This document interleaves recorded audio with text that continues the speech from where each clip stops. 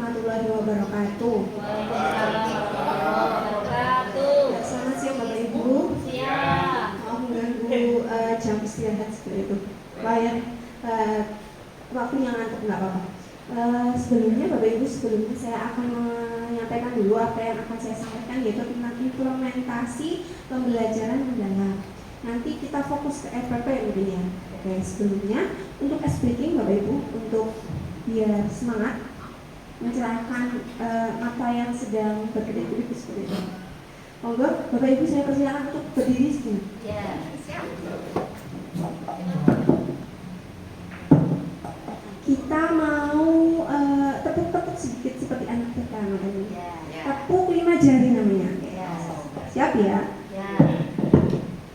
1, 2, 3. Tepuk jari 1 tutut, tepuk jari 2 wawak, tepuk jari 3 gagah, tepuk jari 4 papat, tepuk jari 5 mamat, berbunyi semua.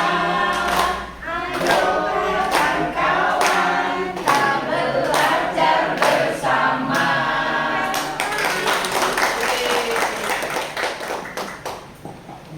Terima kasih. Nah, sepertinya sudah sekali ya. Langsung lanjut. Terima kasih.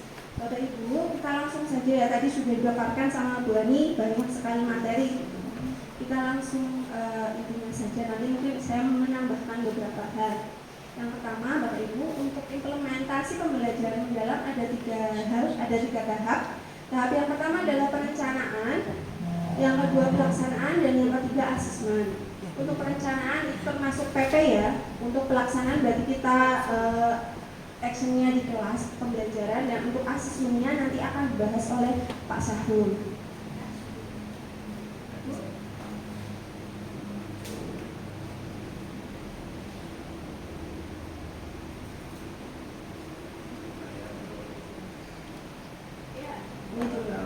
Ya, Bapak Ibu, kita masuk ke tahap yang pertama adalah perencanaan pembelajaran.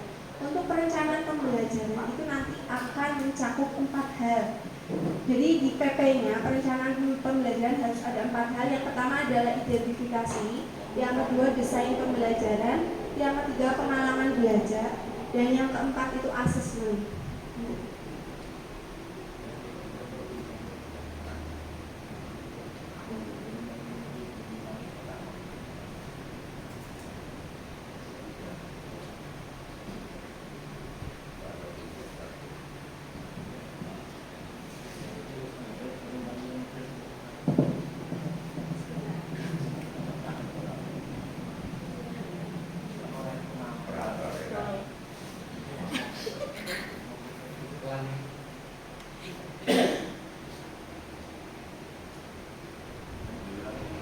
Kok dikat ya Pak Sarwi?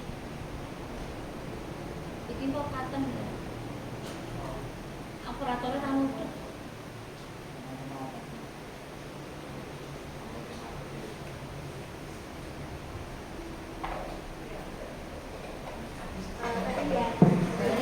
Ya, saya ulangi ya. Tadi ada identifikasi, ada desain pembelajaran, ada pengalaman belajar, dan asesmen. Kita langsung ke sini nih. Contohnya sudah. Nah, ini adalah namanya apa, template ya. Sebenarnya sebelumnya saya sampaikan dulu Bapak Ibu, untuk bentuk baku atau aturan terkait dengan perencanaan belajar itu tidak ada bentuk bakunya. Tapi untuk satu sekolah itu diharapkan sama. Jadi template-nya sama, tapi isinya berbeda. Yang pertama nih, ini ada identifikasi. Identifikasi itu nanti mencakup peserta didik. Jadi identifikasi peserta didik, materi pelajaran, dan dimensi profil lulusan. Saya langsung saja ke contoh PP-nya nih. Ini.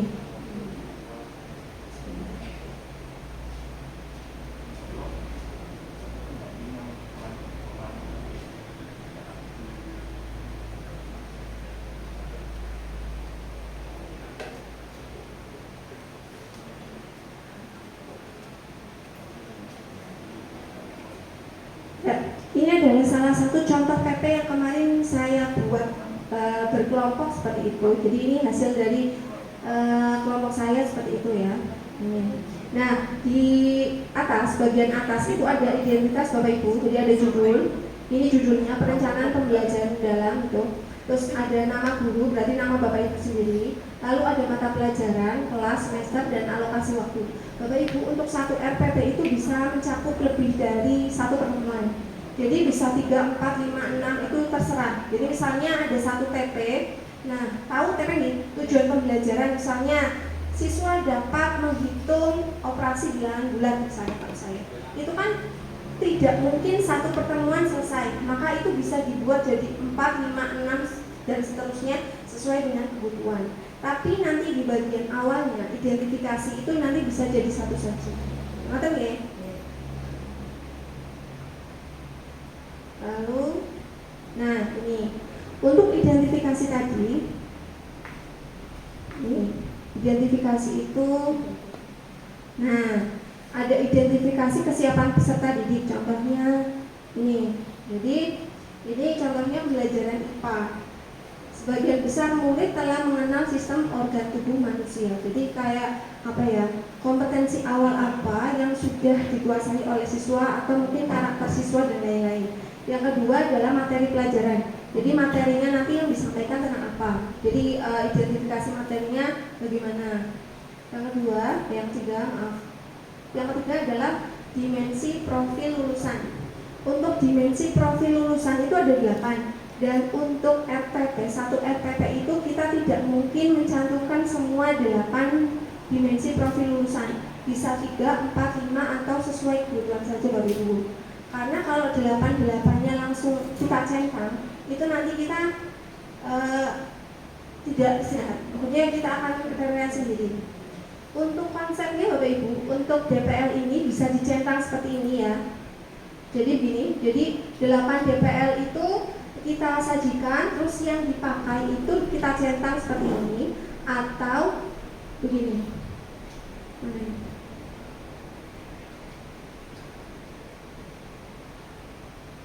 Nah, atau kita langsung menulis saja. Jadi kita menulis apa yang dipakai saja. Sekarang disepakati saja Bapak Ibu, kita mau menulis apa yang digunakan atau pakai centang saja. Centang aja. Mau pakai centang saja. Tulis biar kan ada 8. Jadi 8-8-nya ditulis, nanti yang dipakai dicentang, atau langsung kita centang, langsung kita tulis saja yang dipakai, yang tidak dipakai berarti tidak kita tulis di PP-nya. Bagaimana? Centang aja. Centang saja. Ya. Biar tahu. Ditulis itu biar kita apa ngerti. Sing cocok sing di. Oh gitu, berarti kesepakatan untuk PP nanti yang 8 DPL itu ditulis semua lalu kita centang gitu ya. Ya. Menulis bisa. Nah, selanjutnya. Nah, setelah identifikasi ada desain pembelajaran. Yang pertama adalah menentukan capaian pembelajaran. Contohnya ini.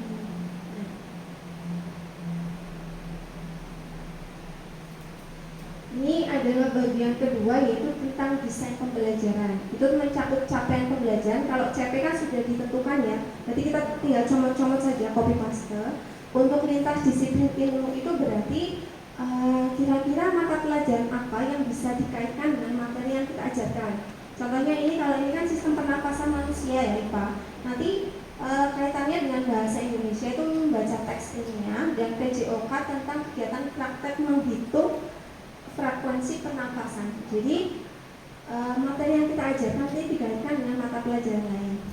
Selanjutnya untuk tujuan pembelajaran nanti ada satu tujuan gelondongan gitu ya. Tujuan pembelajaran yang umum nanti diturunkan menjadi beberapa tujuan pembelajaran tiap pertemuan, karena ini bisa digunakan untuk beberapa pertemuan.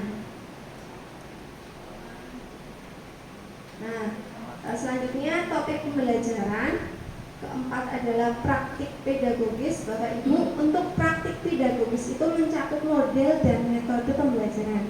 Model itu dan metode bisa disesuaikan dengan kebutuhan siswa dengan semuanya keadaan yang memungkinkan, bisa pakai PJBL, bisa pakai PBL, Inquiry, Discovery, dan seterusnya. Untuk kemitraan belajar, misalnya ya ini, berarti kalau sistem pernapasan tadi, pembelajarannya mitranya adalah guru PJOK membantu praktek percobaan menghitung frekuensi pernapasan. Lalu bisa juga mitranya dengan petugas puskesmas yang membantu menyampaikan pentingnya menjaga kesehatan pernapasan pada manusia. Ini mitra itu kita bisa bermitra dengan siapapun, bisa dengan lintas mata pelajaran itu, atau mungkin dinas sosial, atau mungkin LSM atau apa, mungkin apa saja yang mendukung pembelajaran. Terus yang ketiga, lingkungan pembelajaran. Bapak Ibu tadi sudah dijelaskan bahwa lingkungan pembelajaran mencakup tiga lingkungannya: lingkungan fisik, lingkungan virtual, dan lingkungan budaya. Untuk lingkungan fisik ada meja, kursi, kelas, papan tulis.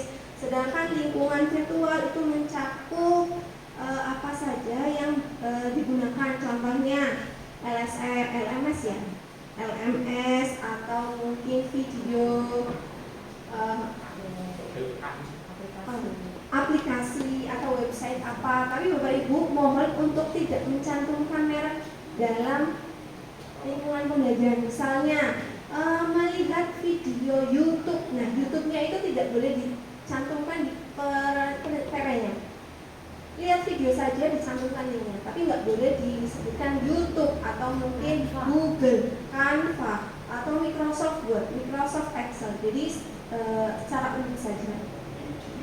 Nah, video misalnya pemanfaatan digital itu misalnya video atau mungkin PowerPoint dan seterusnya. Jadi bisa memanfaatkan yang lain atau permainan boleh. Baik, selanjutnya yang ketiga itu tadi. Nah, kita masuk ke pengalaman belajar. Dalam pengalaman belajar yang harus dialami siswa itu adalah yang pertama adalah memahami, mengaplikasi, dan merefleksi. Itu harus tercermin di dalam perencanaan pembelajaran. Yang pertama, ya, awalnya berkesadaran. Jadi diusahakan Bapak Ibu saat mengajar itu anak-anak sudah mempunyai kesadaran bahwa mereka mau belajar. Nah, ini ada beberapa tahap ya. Ini contoh saja. Guru membuka pembelajaran dengan mengucapkan salam dan doa bersama, mengecek kehadiran siswa, ice breaking. Jadi biasanya ini digunakan kalau misalnya siswanya sudah ngantuk atau lelah atau jamnya sudah siang dan seterusnya, tergantung kebutuhan. Sampai dengan menyampaikan tujuan pembelajaran. Lalu masuk di inti. Nah, intinya ini adalah nanti sudah mencakup sintaks-sintaks dari model pembelajaran yang digunakan. Contohnya ini ya. Tadi yang digunakan adalah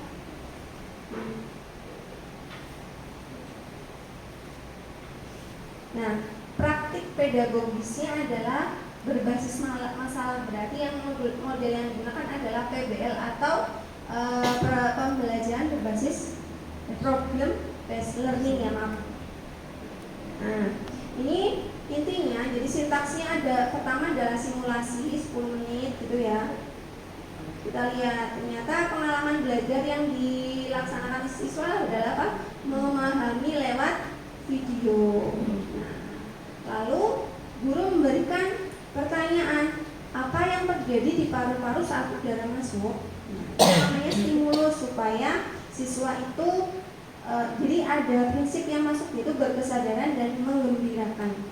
Kalau menggembirakan nggak tahu ini ke siswa, kalau ditanya seperti ini gembira nggak? Nah, yang kedua adalah pernyataan masalah. Jadi setiap sintaks itu dijelaskan. Lalu kumpulan data, pengalamannya, memahami dan mengaplikasi. Jadi nanti Bapak Ibu untuk sintaksnya dicantumkan tentang pengalaman belajar dan prinsip yang digunakan kalau bisa. Ini ada proses mengubah data, pembuktian, generalisasi, dan penutup. Nah, di akhir itu nanti ada asesmen Bapak Ibu. Asesmen itu nanti mencakup asesmen aja, as learning, non learning, sama off learning.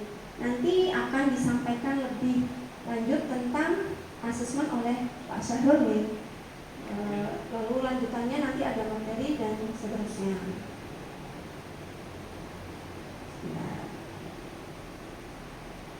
Nah, ini rangkanya bisa dibuat seperti ini Bapak Ibu. Nah, di umumnya seperti ini. Jadi kalau kita kan tadi sepakatnya pakai centang ya, bisa seperti ini. Nanti kita centang sendiri pakai ballpoint nggak apa-apa. Kalau misalnya nyari simbol susah itu bisa pakai ballpoint. Dibuat seperti ini. Ya, terus.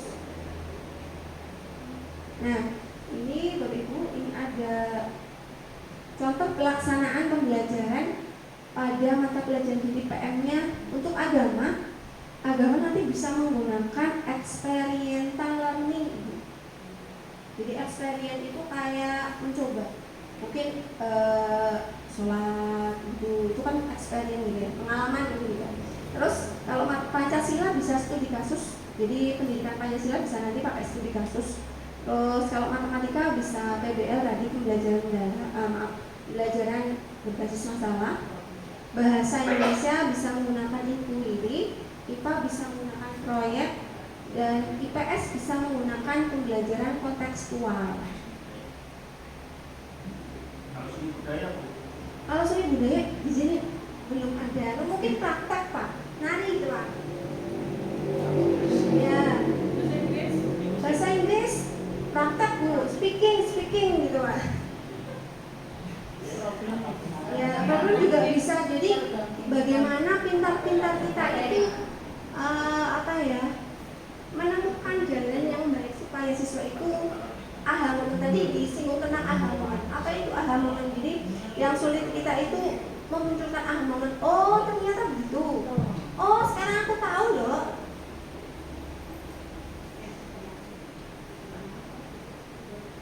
Kita lanjut nih. Sudah.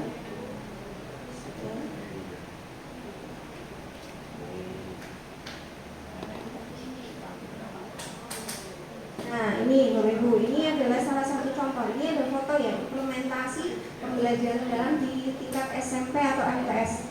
Jadi lihat, ini ada anak gambarnya yang ngukur, itu berarti praktik gitu ya. Berarti karena terus ini juga ini di nyoba ini. Ini juga membuat video praktikum, berarti biasanya itu ini. Mereka bisa lah. Terus ini apa ini? Ini membuat alat peraga atau apa ini? Ini poster dan ini apa itu? Ya, seperti itu lah.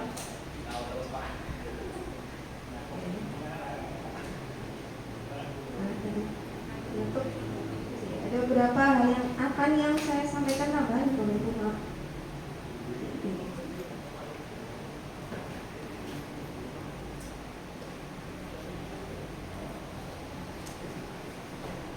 Nah, Bapak Ibu, dulu saat saya kuliah dulu itu taksonomi yang digunakan adalah taksonomi Bloom ya, taksonomi Bloom. Tapi untuk sekarang yang kita gunakan adalah taksonomi Solo. Nah, taksonomi Solo nanti ada 5 tingkatan.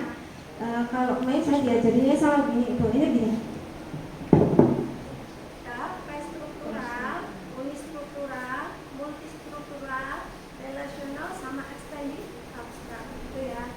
Jadi untuk tahap prestruktural itu nanti anak-anak itu belum tahu apa-apa. Jadi misalnya saya tanya anak, kamu tahu nggak tentang pencemaran lingkungan? Terus anak-anaknya belum nggak tahu Bu. Nah itu berarti mereka ada di tahap prestruktural. Sedangkan unistruktural berarti mereka hanya tahu satu hal atau satu tahap saja. Misalnya, nah tahu nggak pencemaran? Tahu Bu, itu loh di sungai yang kotor-kotoran itu banyak sampah misalnya. Oh iya, sudah tahu berarti ada. Berarti mereka ada di tahap unistruktural. Yang ketiga adalah multistruktural. Jadi ada pengetahuan tambahan yang lain. Misalnya tadi sudah ya di situ. Terus apa saja jenisnya? Oh ada pencemaran air, udara, suara dan seterusnya. Terus penyebabnya apa saja? Terus siapa yang melakukan? Nah itu namanya sudah multistruktural. Jadi sudah banyak pengetahuan yang mereka punya. Sedangkan untuk relasional ini mereka sudah bisa menghubungkan. Nah kira-kira kenapa ya kok terjadi pencemaran air. Nah, mereka bisa menganalisis tuh, oh gara-gara warga setempat itu buang sampahnya di sungai, atau belum ada septic tank misalnya, atau yang lainnya. Itu namanya relasional, artinya menghubungkan ya. Selanjutnya itu extended abstract. Extended abstract itu berarti anak-anak sudah tahap, kalau saya mengatakan itu pengayaan. Jadi kalau sudah tahu macamnya pencemaran, apa itu pencemaran, apa penyebabnya, nanti mereka bisa melakukan hal-hal yang sudah di luar itu. Contoh, membuat poster untuk promosi pencegahan pencemaran lingkungan, atau mungkin bagaimana caranya bekerja sama dengan apa namanya itu, peduli lingkungan, ya dinas lingkungan itu, atau apa untuk mencegah pencemaran atau menangani pencemaran yang ada di sekitar, misalnya seperti itu. Itu contoh gampangnya seperti itu.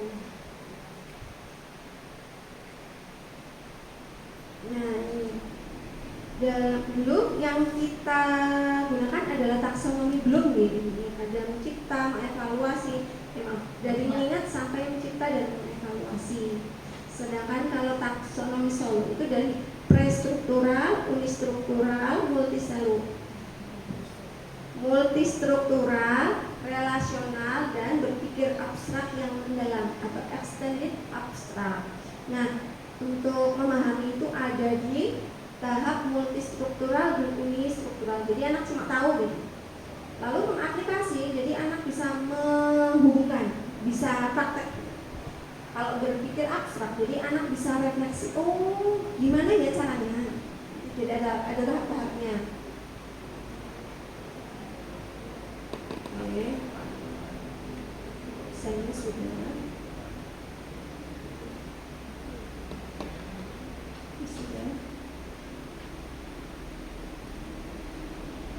Nah, siswa nanti dibahas sama Pak Sarul ya.